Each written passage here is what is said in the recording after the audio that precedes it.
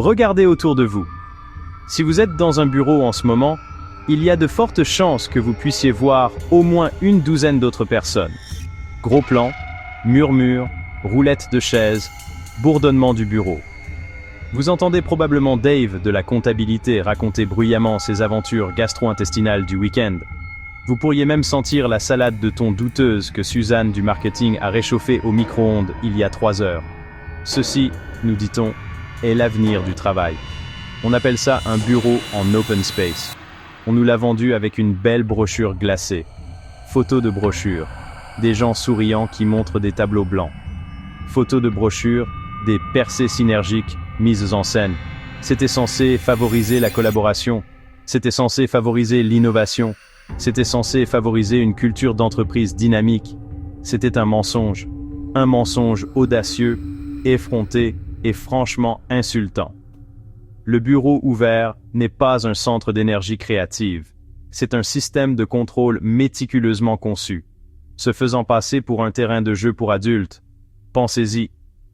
On nous a promis une utopie au travail, des idées circulant aussi librement que le kombucha à la pression. Au lieu de cela, nous avons eu un entrepôt humain. Activité principale, essayer de trouver un coin tranquille pour passer un appel téléphonique. Parlons du grand mot à la mode qu'ils ont utilisé pour nous vendre ce cauchemar, la collaboration. Oh, la collaboration que nous allions avoir. Des brainstormings spontanés éclateraient autour des tables communes en bois recyclé et en acier.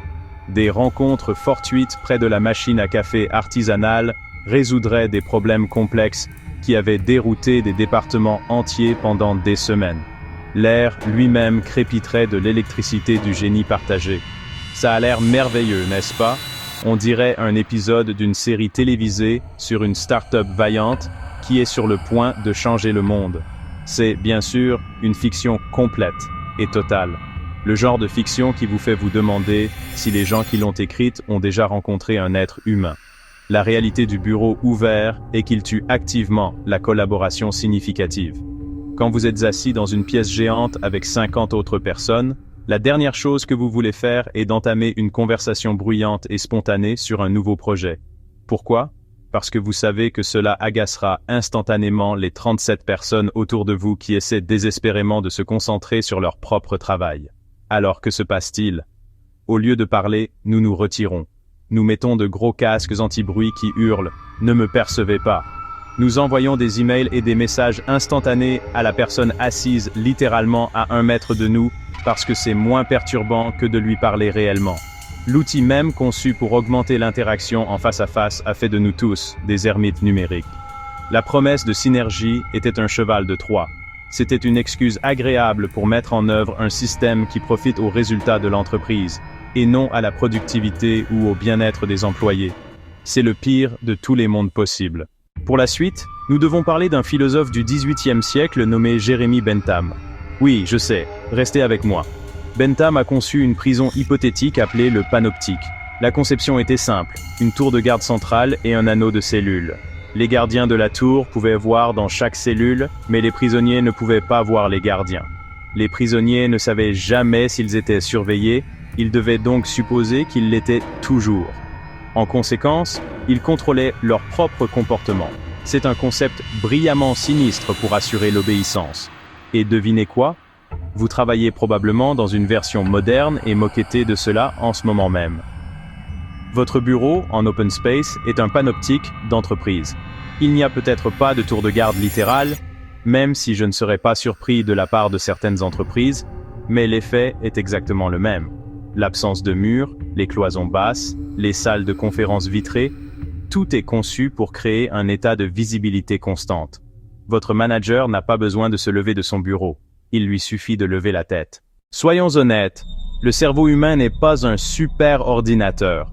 C'est plutôt un vieil ordinateur portable, facilement distrait, avec beaucoup trop d'onglets ouverts. Il a besoin de calme et de paix pour une réflexion approfondie. Écrire un rapport, analyser des données, coder, n'importe quelle tâche pour laquelle votre patron vous paie. Imaginez maintenant utiliser cet ordinateur portable au milieu d'une fête foraine. Des clowns qui klaxonnent, la musique assourdissante d'un manège. Quelqu'un vous tape sur l'épaule pour vous demander si vous avez vu son enfant perdu. C'est ça, votre cerveau dans un bureau ouvert. Chaque son est une distraction potentielle. Chaque conversation, chaque coup de téléphone, chaque éternuement, chaque froissement de sac de collation. Des petits cailloux qui frappent la vitre de votre concentration. Votre cerveau traite toutes ces informations non pertinentes et est détourné de votre travail. Ce n'est pas une faiblesse personnelle, c'est de la neuroscience cognitive. Nos cerveaux sont câblés pour remarquer les nouveaux stimuli. Cela nous aidait autrefois à repérer les tigres à dents de sabre. Aujourd'hui, cela ruine votre capacité à ignorer le bruit des touches. Maintenant, vous vous dites peut-être « Bon, John, tu dramatises un peu. Y a-t-il des preuves concrètes de tout ça ? Ou es-tu juste en colère parce que tu ne peux pas regarder des vidéos de chat à ton bureau ? » Et c'est une question juste à laquelle je réponds « Ah, vous voulez des preuves ? Je vais vous donner des preuves. » Les preuves contre les bureaux ouverts ne sont pas seulement anecdotiques, elles sont accablantes, elles sont scientifiques, elles s'accumulent depuis des années. Et l'une des preuves les plus accablantes vient de toutes parts, de Harvard. Oui, cette Harvard, celle qui semble intelligente rien qu'en prononçant son nom. En 2018, la Harvard Business School a mené une étude qui aurait dû être le coup de grâce pour les bureaux ouverts. Ils ont étudié 2 entreprises du Fortune 500 qui passaient à des aménagements en open space. Ils ont suivi les employés avant et après le changement, en utilisant des capteurs portables, en utilisant les données d'email. Et qu'ont-ils découvert? La collaboration a-t-elle explosé? Les interactions en face à face se sont-elles transformées en un magnifique jardin de synergie? Bien sûr que non. Les interactions en face à face ont diminué de 70%. L'utilisation des emails a augmenté d'environ 50%. Donc, nous avons établi que les bureaux ouverts vous rendent moins productifs et plus distraits. Mais, honnêtement, les dégâts ne s'arrêtent pas là.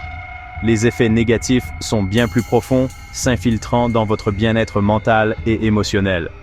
Le bruit constant, le manque d'intimité, ce sentiment d'être perpétuellement observé crée une tempête parfaite pour le stress, l'anxiété et l'épuisement professionnel. Ce n'est pas un défaut du système, c'est en fait une caractéristique essentielle. Le bureau ouvert est un environnement conçu pour vous épuiser jusqu'à ce que vous n'ayez plus rien à donner. Commençons par le manque de contrôle. Une partie essentielle de la santé psychologique est d'avoir de l'autonomie sur son environnement. Contrôler l'éclairage, contrôler la température, contrôler le niveau d'interaction sociale. Les bureaux ouverts vous privent de tout cela. Vous ne pouvez pas baisser le volume de la célébration de l'équipe de vente. Vous ne pouvez pas ériger un mur pour signaler que vous avez besoin de vous concentrer. Vous êtes un destinataire passif du chaos de la pièce. Cette impuissance apprise est un déclencheur classique du stress et de l'anxiété. L'un des autres grands arguments de vente un peu fumeux de l'aménagement de bureaux ouverts, c'était qu'il aplanirait les hiérarchies. L'idée était qu'en supprimant les bureaux d'angle et en plaçant tout le monde dans le même espace ouvert, du PDG aux stagiaires, nous créerions un lieu de travail plus démocratique et égalitaire. Les managers seraient plus accessibles, les dirigeants seraient de simples membres de l'équipe. Les structures de pouvoir se dissoudraient dans une belle flaque d'égalité collaborative. C'est une belle pensée. Et, comme toutes les autres promesses du bureau ouvert, c'est une fantaisie totale et absolue. Et une fantaisie dangereuse, de surcroît. Voici une nouvelle. Placer votre chef à 3 mètres de vous n'efface pas comme par magie la dynamique de pouvoir entre vous.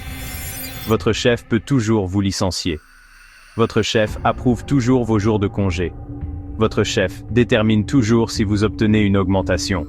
La hiérarchie n'a pas été aplatie, elle a juste été rendue plus visible et, honnêtement, plus oppressante. Au lieu d'un chef dans un bureau séparé que vous pouvez aborder à votre guise, vous avez un chef qui est une présence constante et menaçante. Chaque frappe de touche que vous faites, chaque site web que vous visitez, chaque conversation que vous avez se déroule dans leur champ de vision immédiat. Alors, vous êtes piégé. Vous êtes assis dans votre panoptique d'entreprise. Votre cerveau est en surchauffe, votre niveau de stress est au maximum. Et vous commencez à penser que Jeremy Bentham était un sacré personnage. Que pouvez-vous faire?